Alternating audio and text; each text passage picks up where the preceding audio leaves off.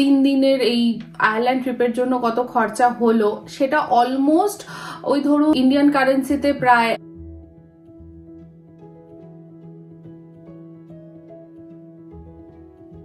Hey guys, welcome back to Bong Candid. আশা করি আপনারা সবাই খুব ভালো আছেন, সুস্থ আছেন আর অনেক আনন্দে আছেন। আমরা এখানে খুব ভালো আছি।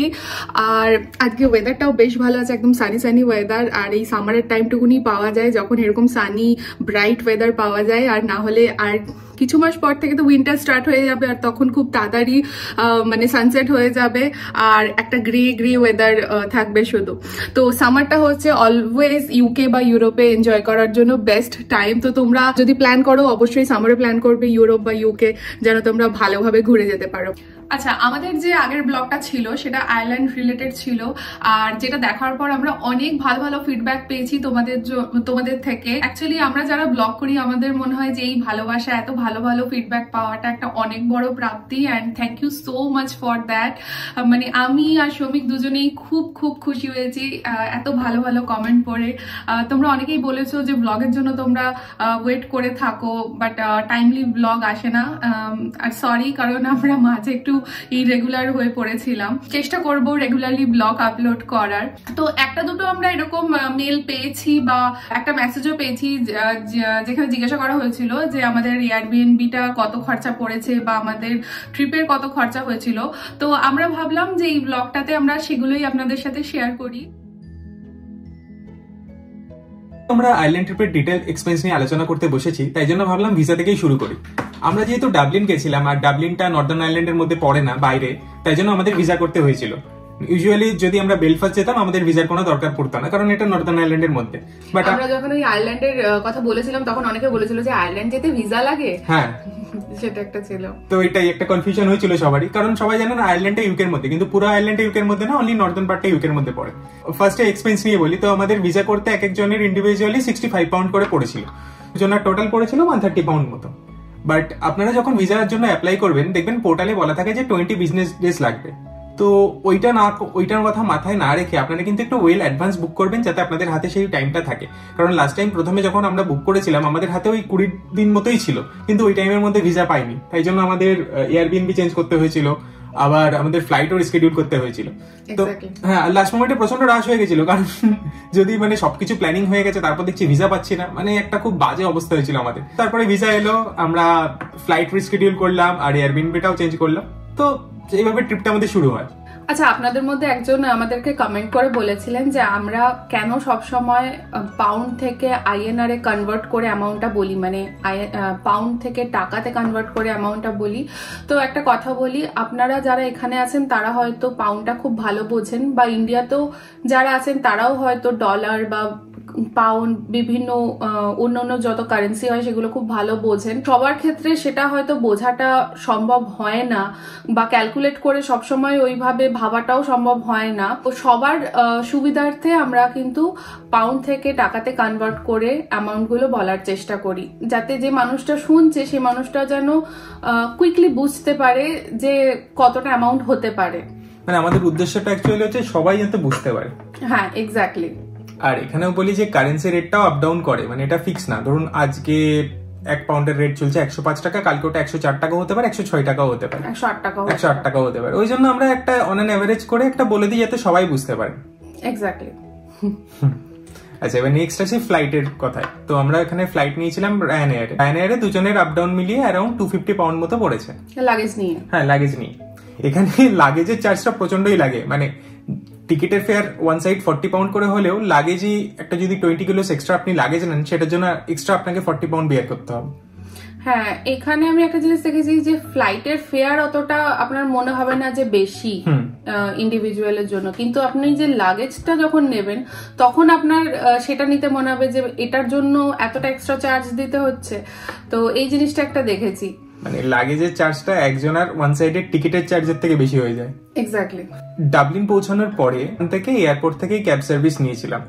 তো ওখানে আপনি বিভিন্ন যেরকম অ্যাপ আছে, যেরকম উবার আছে, বোল্ট আছে, ফ্রিনাও আছে, তো আপনি ওই অ্যাপ সার্ভিস গুলো ইউজ করতে পারেন। যেহেতু আমাদের কিছু টেকনিক্যাল ইস্যুস হচ্ছিল, মানে আমাদের ওয়াইফাই বা ইন্টারনেটের প্রবলেম হচ্ছিল, তাই জন্য আমরা কি করেছিলাম, আমরা এয়ারপোর্টের বাইরে থেকে যে ক্যাব সার্ভিস আছে সেটা অ্যাভেল করেছিলাম। তো আমাদের এয়ারপোর্ট থেকে এয়ারবিএনবি যেতে পড়েছিল অ্যারাউন্ড 40 পাউন্ড মতো। হ্যাঁ ওইরকমই পড়ে, 40 পাউন্ড 50 পাউন্ডের মতো। আর আরেকটা কথা বলি, আমরা যেহেতু দুটো ফ্যামিলি গেছিলাম, মানে আমরা দুজন আর আমাদের সাথে আরো দুজন গেছিল, তো অনেক কিছু ফেয়ারই আমাদের মধ্যে কিন্তু স্প্লিট হয়ে যায়। যেমন ধরুন এয়ারবিএনবি, তারপর এই ক্যাব ফেয়ার গুলো, তো সেক্ষেত্রে হিসাবটা একটু অন্যভাবেই হয়। বাট আমরা এখানে চেষ্টা করব যতটা আমাদের লেগেছে বা দুজন গেলে যেরকম লাগবে সেই জিনিসগুলোই আপনাদের সামনে তুলে ধরার। আচ্ছা, এবার এয়ারবিএনবি চার্জটা নিয়ে বলি।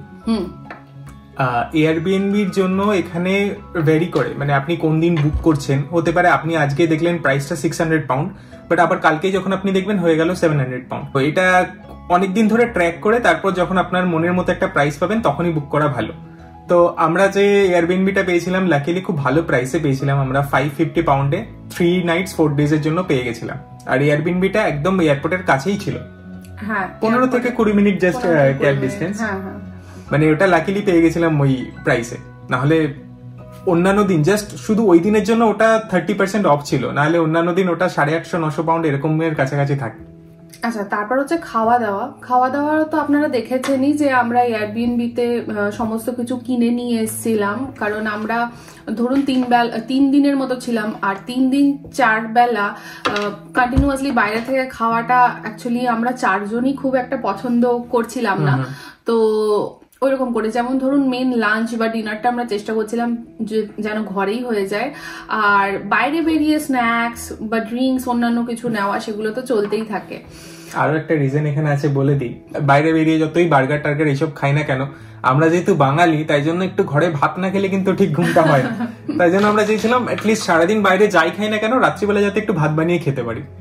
তো তাই জন্য আর এয়ারবিএনবিটা প্রেফার করা। আমরা এয়ারবিএনবিতে পৌঁছানোর পরে একটু ফ্রেশ হওয়ার পরেই আমরা চলে গেছিলাম, কাছেই সুপার মার্কেট ছিল টেস্কো। তো টেস্কোতে গিয়ে আমরা মোটামুটি গ্রসারিজ বাজার করেছিলাম। তো ওই গ্রসারিজ একবারে বাজার করেছিলাম 3 দিন, হ্যাঁ একবারে 3 দিনের মতোই বাজার করে নিয়েছিলাম। তো অ্যারাউন্ড 90 পাউন্ড মতো খরচা হয়েছিল। 90 পাউন্ড থেকে 100 পাউন্ড টাকা লেগে গেছিল। 100 পাউন্ডই ধরুন, ওটা 100 পাউন্ড মতোই ধরুন। আর তারপর হচ্ছে আমরা ওখানে যে হপ অ্যান্ড হপ অফ এর যে বাসটা নিয়েছিলাম সেটা পার হেড পড়েছিল আমাদের 40 পাউন্ড করে 2 দিনের জন্য, মানে প্রায় 80 পাউন্ডের কাছাকাছি। তো আমরা যদি একটা রাফ হিসাব করি যে আমাদের দুজনের 3 দিনের এই আয়ারল্যান্ড ট্রিপের জন্য কত খরচা হলো, সেটা অলমোস্ট ওই ধরুন 1200 থেকে 1300 পাউন্ডের কাছাকাছি হয় সবকিছু টুকটাক মিলিয়ে, যেটা ইন্ডিয়ান কারেন্সিতে প্রায় 1,30,000 থেকে 1,40,000 টাকার কাছাকাছি পড়বে। এগুলো হচ্ছে আমি শপিং ছাড়া বলছি। এবার ধরুন যদি কেউ আলাদা করে শপিং করলো, এক্সট্রা আরো কিছু কিনলো, সেগুলোর খরচা আমি বাদই দিলাম, কিন্তু আপনার মোটামুটি ধরুন 1,20,000 থেকে 1,40,000 টাকার মতো খরচা পড়বে। তাও আমরা যখন গেছিলাম ওটা ছিল পিক টাইম, ওই জন্য একটু খরচাটা বেশি হয়েছে। কেউ যদি একটু অফ সিজনে যায় তাহলে একটু কম। ডাবলিন ঘোরার জন্য এপ্রিল টু অগস্টই প্রেফারেবল, ওই জন্য একটু রেটটাও বেশি ছিল সবকিছু। সামারে যেটা হয়, সামারে ইউরোপ ইউকে সমস্ত কিছু রেটটা একটু বেশি থাকে, কিন্তু সামার ছাড়া তো তুমি এনজয়ও করতে পারবে না, না, কারণ অন্ধকার তাড়াতাড়ি হয়ে যাবে, কিছু করারও নেই। তো এটাই হলো ব্যাপার। তো তোমরা যারা জিজ্ঞাসা করছিলে কি কিরকম খরচা পড়েছে না পড়েছে, তাদের জন্য আই থিঙ্ক এই ভিডিওটা হেল্পফুল হবে। আর একটা কথা বলে রাখি, ইউরোপ বা ইউকে আপনি যেখানেই যান না কেন, যদি ক্লাউডি ওয়েদার থাকে সিটি কিন্তু একদমই ডাল লাগবে, আর এটা কমপ্লিটলি চেঞ্জ হয়ে যায় যদি সানি থাকে, মানে হেল এন্ড হেভেন ডিফারেন্স পুরো একদম। আমরা এতক্ষণ ধরে আপনাদের সঙ্গে যে এক্সপেন্সটা শেয়ার করলাম সেটা কিন্তু ইউকে টু আয়ারল্যান্ড রেসপেক্টে। আর আপনারা যারা ইন্ডিয়া থেকে আসার জন্য প্ল্যান করবেন তাদের ক্ষেত্রে কিন্তু এক্সপেন্সটা অনেকটাই আলাদা হবে, কারণ শুধুমাত্র ফ্লাইট ফেয়ারটাই অনেকটা ডিফারেন্স হয়ে যাবে। যেরকম এখানে ইউকে থেকে আয়ারল্যান্ডে এক সাইডে এক একজনের 4 থেকে 4,500 টাকা মতো পড়ে ফ্লাইটে, আর সেটাই আপনারা যারা ইন্ডিয়া থেকে প্ল্যান করছেন তাদের জন্য কিন্তু 40 থেকে 50,000 টাকা, বা পিক টাইমে এটা 60 থেকে 70,000 টাকা অব্দিও যেতে পারে। তাই জন্য মেনলি এই ফ্লাইট ফেয়ারেই একটা হিউজ ডিফারেন্স আসবে, বাট বাকি সমস্ত কিছু একই থাকবে। তো আজকে যতটা সম্ভব যে যে ডিটেলস গুলো আমাদের মনে ছিল বা প্রয়োজনীয়, বেসিক্যালি সবকিছুই শেয়ার করেছি আপনাদের সাথে। থাকা খাওয়াটাই মেন পড়ে, আর এখানে ভিসা আর ফ্লাইট, আর সেগুলো ছাড়া টুকটাক খরচা তো লেগেই থাকে। তো যতটা সম্ভব আপনাদের সাথে শেয়ার করার চেষ্টা করলাম, আশা করি আপনাদের হেল্প হবে। তো আজকের ভিডিওটি কেমন লাগলো অবশ্যই কমেন্ট করে জানাবেন। দেখা হবে অন্য আরেকটি ব্লগে। Till then take care, bye by.